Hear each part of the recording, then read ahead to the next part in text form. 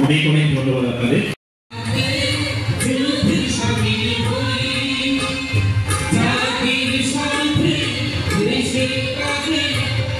অধিকার খণ্ড করা হয়নি। যারা গণতন্ত্রের চতুর্থ স্তম্ভ আমাদের সাংবাদিক জগৎ মিডিয়া বন্ধুদের গলা টিপা হয়েছিল, এটা আমরা শুনেছি। প্রত্যেকটা মানুষের, শুধু মিডিয়া বন্ধু নয়, যারা শিল্পী ছিল, গায়ক ছিল, তাদের কণ্ঠরোধ করা হয়েছিল। এটা সত্যি আমাদের ভারতবর্ষের ইতিহাসে একটা দুর্ভাগ্যতম অধ্যায়। আমরা যারা সুনাগরিক আছি এবং আমাদের এখানে ছাত্রছাত্রী যারা আছো, ভাই বোনদেরকে আমি বলবো, তোমরা বড় হয়ে আমাদের দেশের নাগরিক হবে, এই রাজ্যের নাগরিক হবে। এই গণতান্ত্রিক দেশে যেন এই ধরনের কালো দিন কখনো ফিরে না আসে, সেদিকে লক্ষ্য করা যায়। এবং ওই কিভাবে সংবিধানকে হত্যা করা হয়েছিল সেটা নিয়ে আমার দাদা বিস্তারিত আলোচনা করবে, তোমরা শুনবে। তোমাদের জানা উচিত আজকে 50 বৎসর পূর্ণ হয়েছে, কিন্তু তারপরেও অনেকে আমরা জানি না। আমাদের জানতে হবে যে এই ভারতবর্ষ সংবিধানকে মান্যতা দিয়ে এই ভারতবর্ষ এগিয়ে যাবে, চলবে। সংবিধান বিরোধী কখনো ভারতবর্ষ এগিয়ে যেতে পারে না। আমাদের সংবিধানকে সামনে রেখে এই ভারতবর্ষ এগিয়ে যাবে এবং আমাদের বর্তমান সরকার আমাদের এই সংবিধানকে সম্মান জানিয়ে সমস্ত ভারতবাসী, সমস্ত মানুষের যে মৌলিক অধিকার, সেটাকে অক্ষুণ্ণ রেখে আমরা কিন্তু কাজ করছি। আমাদের দেশের যশস্বী প্রধানমন্ত্রী নরেন্দ্র মোদীজি কাজ করছেন, আমাদের রাজ্যের মাননীয় মুখ্যমন্ত্রী মহোদয়। আমরা এই রাজ্যের সমস্ত মানুষের অধিকারকে সুনিশ্চিত করার লক্ষ্যে কিন্তু আমরা কাজ করছি। কালো দিবস মানে কি এখন সব কালো হয়ে গেছে চারদিকে? না তো, লাইট তো আছে, সেই কালো নয়।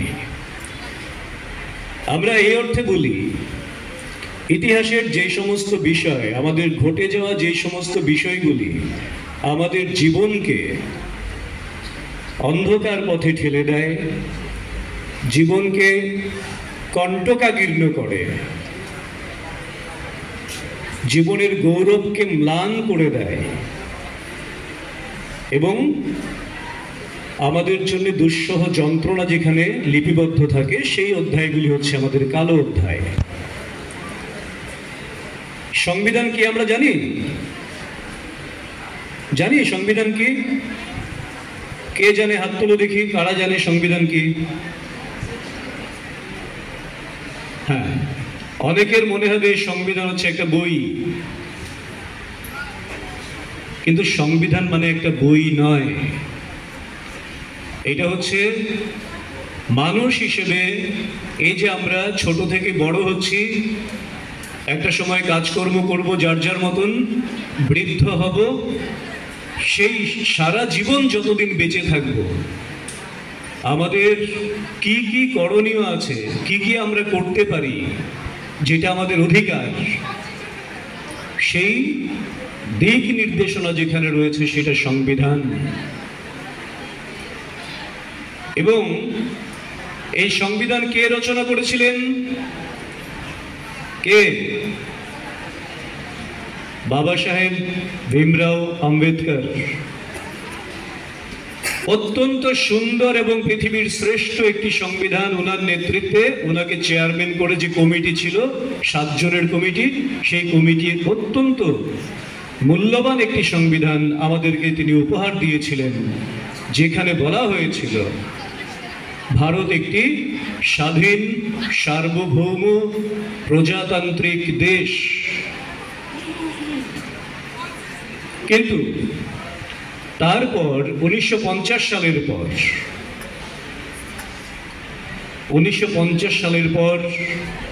1975 সাল, এই 25 বছরের মধ্যেই আকস্মিক তার আমূল পরিবর্তন দেখা গেল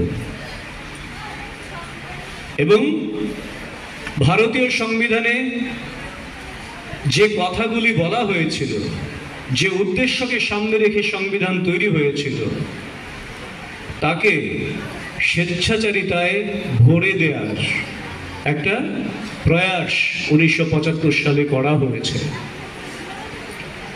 কারণ আমাদের যে সংবিধান, সেই সংবিধান অনুযায়ী আমাদের কখন দেশে জরুরি অবস্থা হয়। জরুরি অবস্থা মানে কি? আপাতকাল। আপাতকাল মানে কি? ছেলে মেয়েদের জন্য বলছি, তোমাদের মতন করে বলার চেষ্টা করছি। আপাতকাল মানে হচ্ছে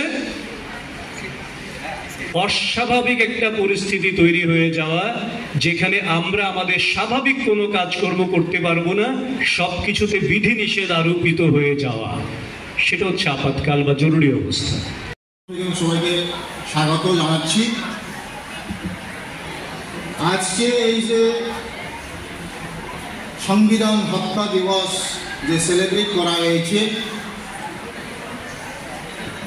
এটা ইমার্জেন্সি ঘোষণা করা হয়েছিল 1975-এ by the then prime minister late Indira Gandhi. তখন অনেক ডিসেন্ট হয়েছে, প্রটেস্ট হয়েছে। সেই উপলক্ষে আমাদের আজকের বিশেষ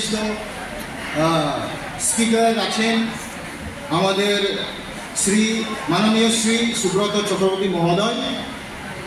উনি বিস্তারিতভাবে আলোচনা করবেন। আমি আর বেশি কথা বলবো না, এখানে আমার